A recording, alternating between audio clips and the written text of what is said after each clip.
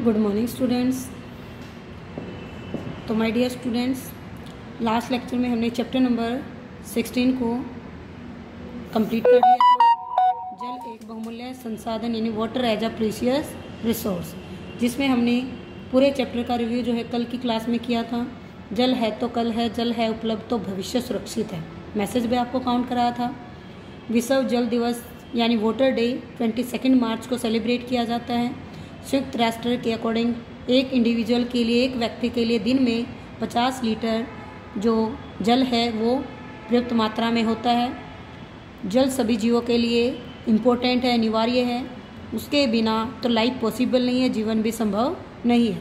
जल को हमने देखा था 3 अवस्थाओं में पाया जाता है। 3 स्टेट थी वाटर की: सॉलिड ठोस, लिक्विड द्रव एंड वाष्प वेपर। यदि हमने देखा कि जल चक्कर जो वाटर साइकिल था, यदि वो बना रहे तो उसकी जो हमारी जल की जो डिमांड है कंप्लीट हो जाती है। और वर्ल्ड के अंदर, विश्व के अंदर हर एक भाग में जल की जो है अभी भी स्केर्सिटी यानी कमी आ रही है। तो हमने देखा कि हमारी पृथ्वी की जो सतह है लगभग 71% जो है वाटर से जो है कवर है, ढका हुआ है। उसमें जो हम देखेंगे कि जो पृथ्वी के ऊपर जो जल है उसमें जो साल्ट की जो मात्रा है वो बिल्कुल कम होती है, लगभग 0.006%। तो उसी वाटर को हम क्या कर सकते हैं, यहाँ पे ड्रिंक कर सकते हैं। अपनी एक्टिविटी डेली की जो हमारी गतिविधियाँ उनमें हम यूज़ कर सकते हैं। उसके बाद पूरे वर्ल्ड के अंदर जो जल का जो कंट्रीब्यूशन है, वितरण है, वो सब में बराबर नहीं है। हमने पढ़ा भी था। तो हर एक ह्यूमन बीइंग के लिए, मानव के लिए जो डेली क्रियाएं होती हैं, जो एक्टिविटीज़ होती है, वो भी वहाँ पे क्या रिस्पॉन्सिबल है। कौन कौन सी हैं? जैसे इंडस्ट्री लग रही है, उद्योगों में तेज़ी से वृद्धि हो रही है, पॉपुलेशन यानी जनसंख्या बढ़ती जा रही है, सिंचाई भी बढ़ती जा रही है, और हमारा जल का जो मैनेजमेंट है, कुप्रबंधन है, वहाँ पे भी क्या है हमारा यहाँ पे रिस्पॉन्सिबल है। उसके बाद हम चेक कर रहे हैं कि कैसे कैसे हमारा जो जल का जो पॉइंट है वो कैसे हमारा चलता है। तो इन सब चीज़ों में हम चेक कर रहे हैं कि हमारा जो जल है वही हमारे लिए बहुमूल्य है, और समय की मांग है कि हर व्यक्ति का जो उपयोग के लिए जो जल है वो उसको ज़्यादा खर्च ना करे, व्यर्थ में ना उसको वेस्ट करें। और पौधों के लिए भी यदि हम यहाँ पे काउंट करते हैं, यदि पौधों को भी जल ना दिया जाए एक दिन तो वो मुरझा जाते हैं, यानी सूख जाते, ड्राई हो जाते हैं प्लांट्स भी हमारे। तो जल जो है इतना प्रीशियस रिसोर्स है, तो उसमें हमने ये सब कुछ चेक कर लिया। तो आज के लेक्चर के अंदर हम क्या करेंगे, अभ्यास के यानी टेक्स्ट बुक के जो क्वेश्चन आंसर है सभी स्टूडेंट अपनी बुक से चेक करेंगे। इंग्लिश मीडियम वाले इंग्लिश मीडियम की बुक से, हिंदी मीडियम वाले हिंदी से। तो पहला क्वेश्चन आपने ट्रू और फॉल्स, सत्य और असत्य छांटना है। यानी जो हमारा भौमिक जल जो है नदियों में, रिवर में और जो झीलों में पाया जाता है, तो जल अधिक है या कम है।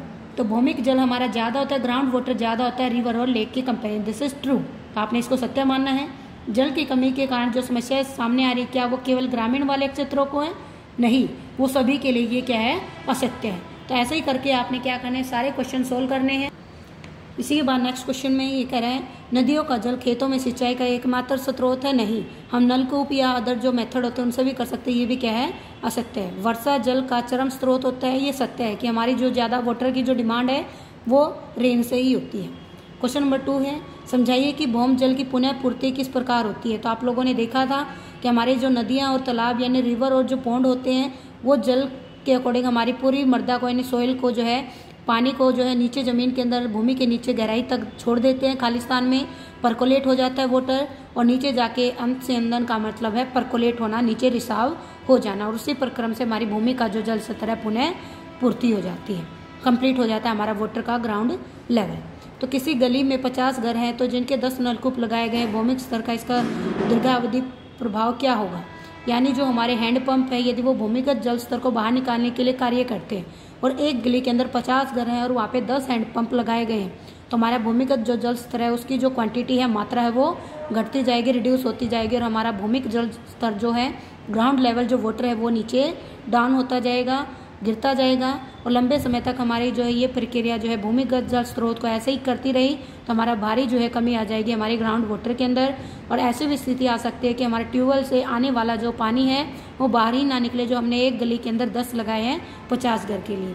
तो यही यहाँ पे मैसेज था, क्या हमारे एक गली में यदि 50 घर है तो वहाँ पे 10 नलकूपों की आवश्यकता है, तो वहाँ 2 से भी हम जो है अपनी डिमांड को कंप्लीट कर सकते हैं, आवश्यकता को पूरी कर सकते हैं और पानी भी बचा सकते हैं। अब क्वेश्चन नंबर 4 कह रहे हैं, मान लीजिए आपको किसी बगीचे का रखरखाव करने की जिम्मेदारी दी जाती है, तो आप जल का सदुपयोग करने के लिए क्या कदम उठाएंगे? आप लोग सब कर सकते हो इसको अपने आप। तो बगीचे की जो है ड्रिप इरिगेशन मैंने बोला था, फुहारे के थ्रू भी आप कर सकते हो। जल के अभाव के कारण बगीचे की जो सिंचाई है फुहारा विधि से कर सकते हो। ड्रिप मेथड आपको समझाया था कैसे हम जो है एक प्लास्टिक का पाइप लगा के वहाँ डायरेक्ट उसकी जड़ों में डाल सकते हैं प्लांट की। और जल की जो पाइपें हैं लीकेज को रोक कर वहाँ पे पानी की बचत करती है। वर्षा का जो जल रेन वाटर जो होता है उसको हम बगीचे के सीधा गड्ढा खोद के उसमें रोक सकते हैं, सिक्योर कर सकते हैं। बगीचे में ही ऐसे ही कई पौधे उगाए जाए जिनको जल की कमी में वहाँ पे ग्रो कर सके, जैसे एलोवेरा है, ओपनसी है, केसिया है। कुछ ऐसे प्लांट होते हैं जिनको वाटर की कम नीड होती है, तो हम वो ग्रो करके हम जो है यहाँ पे अपना बगीचे का रखरखाव कर सकते हैं अपनी जिम्मेदारी के साथ। क्वेश्चन नंबर 5 है, भौम जल स्तर को नीचे गिरने से हमारे जो कौन कौन से जो है कारक उत्तरदायी है? अभी हमने पढ़ाई था कौन से फैक्टर है जो रिस्पॉन्सिबल है ग्राउंड वाटर का लेवल डाउन करने में। तो पहला है तेजी से बढ़ती जनसंख्या यानी इंक्रीजिंग पॉपुलेशन।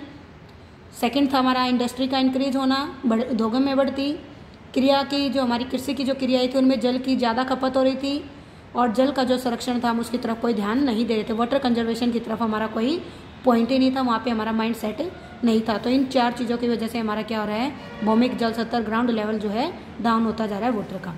क्वेश्चन नंबर 6 कह रहा है फिलिंग द ब्लैंक यानी रिक्त स्थानों की पूर्ति कीजिए। भौम जल प्राप्त करने के लिए हमें किसकी आवश्यकता है, उनका उपयोग करेंगे।